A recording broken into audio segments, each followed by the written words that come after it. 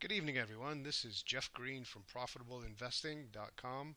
I just wanted to attach a short video with this week's market and review update because there are some troublesome signs in the market. It might be wise to sit on your hands until at least the demand starts picking up for stocks in the market.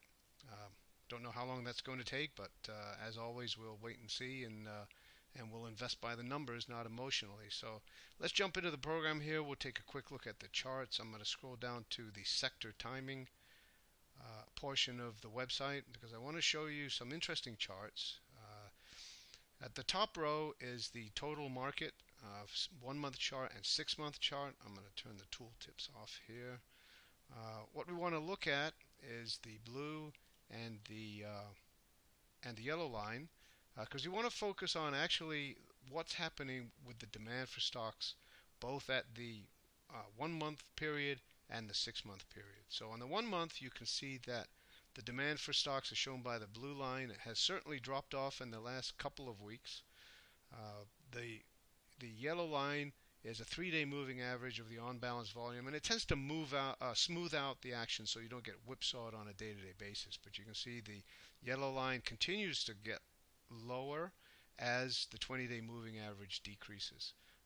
This shows a demand side weakness. Even though the blue line seems to be trying to flatten out a little bit here, it has not come back to positive yet. Likewise, you can see there's the same sort of action on the 6-month chart. You can see that the demand has been strong since late summer, and we've had a very good rally here, but it's starting to slow down a little bit, and that's why you see the border in red. Let's scroll down to the SPY, which is essentially the ETF for the SPX index. You see the same sort of picture. You see the short moving average of the on-balance volume dropping off very precipitously. You see the 20-day moving average, trying to gain some strength, but not quite back to the positive. It's certainly stronger than it was last week, but it's not strong by any stretch. 6-month chart, you also see the top of the 3-day moving average of on-balance volume, and again the rolling over from the long rally, like shows on the broad market that we had from the summer. So again, the SPY is weak, and the broad market is weak. So in contrast, I found this an interesting chart this week. If you look at the industrial average, this is a detailed chart of the Dow Jones Industrial Average, which only has 30 stocks in it.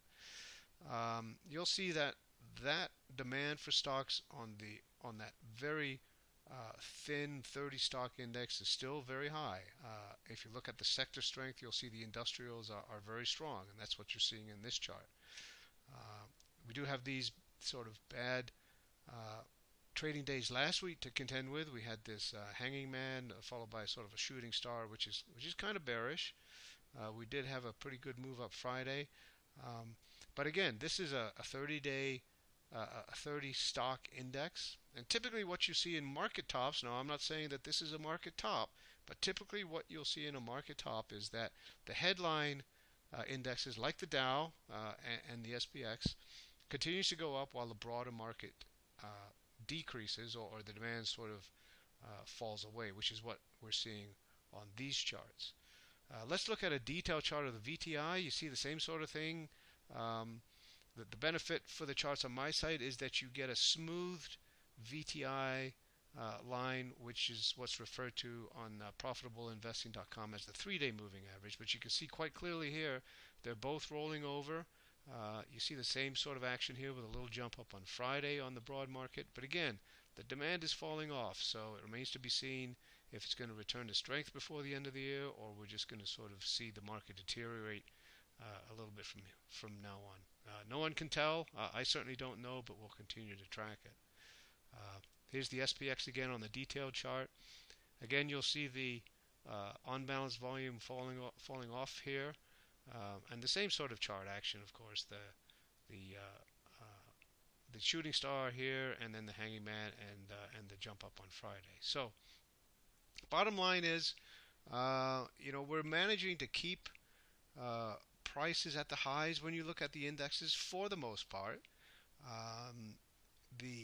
The focus of the industrials is a little bit more worrisome. But no one knows if we're going to have a rally between now and the end of the year, or if it's going, or the market will return to strength. So my suggestion is to sit on your hands for a while, just sort of see what happens. The portfolio is still 50%. This is my personal portfolio is still 50% invested. You can go and see what I'm holding in my portfolio here. Like I say, we're still 50% invested. We sold some last week. We bought CBG, which is a real estate related stock. You can see all the holdings and the profitability right here at that link. So like I mentioned, we're 50% invested. I'm likely not going to buy anything at least this week. I'm going to sit on my hands for a while. But remember, always manage risk, and that's what this site is designed to help you do. Manage position risk, portfolio risk, be proactive, and invest mechanically, not emotionally. Okay, so those are just a couple of tips to keep in mind. So that's it for tonight. Hope you have a wonderful rest of the weekend and enjoy your week. Thank you. Good night.